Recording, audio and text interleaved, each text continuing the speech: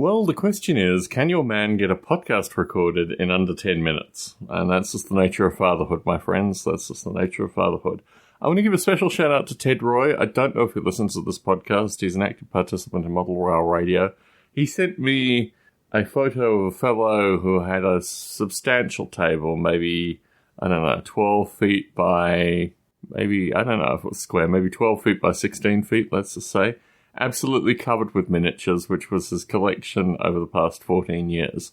And it's very interesting, actually, dealing with the lead pile as an abstract thing as it rounds down, as I take painters off the payroll, etc., etc. There's a certain degree of endorphins that occur when I see a miniature, and even more so when I open a history book. And if it's a Second World War history book, the endorphins are certainly there. And this is actually something that I'm fighting currently because I'm trying to get rid of a good portion of my Osprey books because they're just a noose around my neck, and then I'm getting rid of a good portion of other books as well.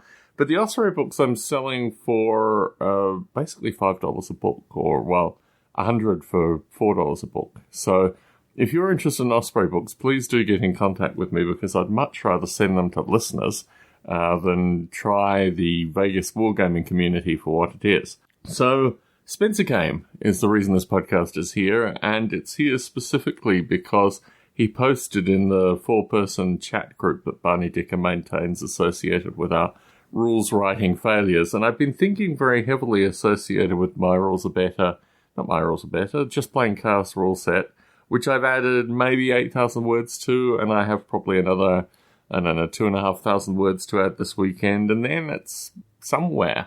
But most of that is actually explaining what the role of the Games Master is. It's actually a GM guide for people who probably don't need a GM guide, but without a good Games Master, I think the game could fall apart very easily. And it's also a bit of a post-Sea-Line, post-Sim Sea-Line rant about that whole thing, not the Sea-Line part, but associated with the histories, and the fact that I don't think we have anything in popular culture that actively grasps what Germany through the Second World War was like, which is a different story. It really kind of begs the player to adopt maybe a 1960s rule set, maybe a semi-futuristic rule set or something like that. But within the rules, just adding to the rules to make them a different rule set.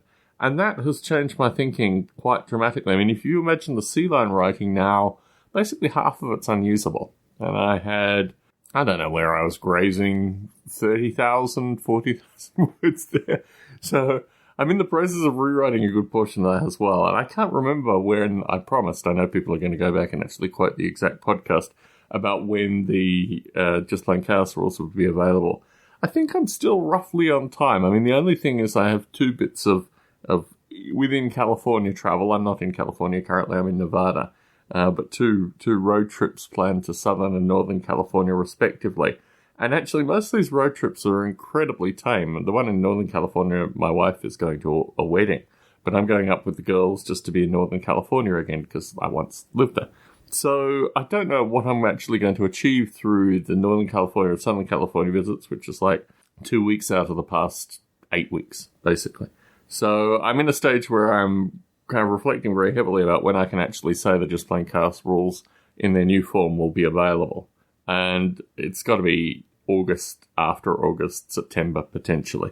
And then I have another new rule system that's just kind of pottering around while I get the London 1940 writing out, which is what SimCline became.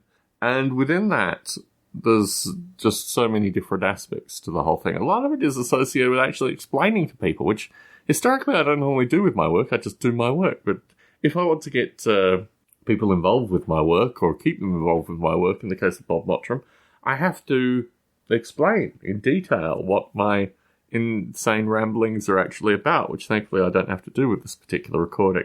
But the summer months are coming up.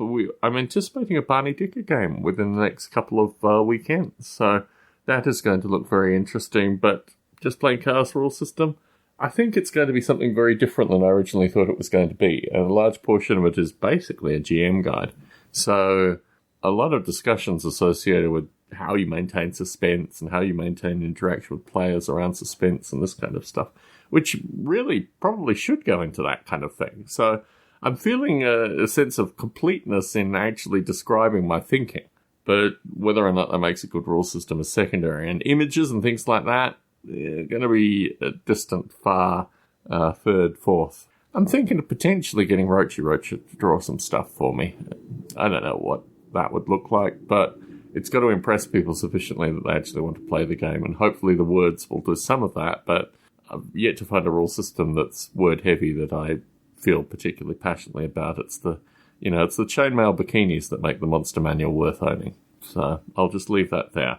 But this is a pretty quick recording out for Spencer Game, just to fill in some blanks. The dopamine endorphin thing with regards to miniatures. So my correspondence with Ted Roy seemed to be based around the fact that basically collecting miniatures was just an addiction and had a dopamine response. And, well, I put the dopamine response in there, Ted Roy didn't, but that it was an addiction that I need to be incredibly mindful of, and I need to find where I find these dopamine responses these days so as not to become a horribly disfigured ongoing miniature collector into the future.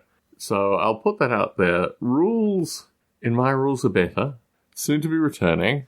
I think the Just Playing Chaos rule system, I don't know if I'll put it on Drive-Thru RPG. I don't know what I'll really do with it, but it's going to be very heavy about my own processes in creating games, and in particular, really this notion that there's some continuum between a purely abstract rule system that may not even have any rules and is just what one would call, like, historically, I think, free-form role-playing or something like that, to every rule is written down and lorded over, and Dungeons & Dragons isn't quite the extreme that I'm thinking of. I'm trying to find a rule system. I've got the ICE rules for Middle-earth here, which are also contributing to another book project that I won't even mention in this particular recording. And that, I don't know, there's something further than Dungeons & Dragons that's even more extreme. I don't know where GURPS fits in here. GURPS obviously fits closer towards the freeform end. Certainly more the, let's get into the right mindset with this particular rule system. Anyway, I wanted to drop my thoughts as quickly as possible. Spencer Game is a busy man. I don't actually know where Spencer Game... I mean, I know where Spencer Game is, but my understanding was he might have been selling the bed and breakfast. So, Tom Barbalet in Las Vegas, dropping a quick podcast and signing out.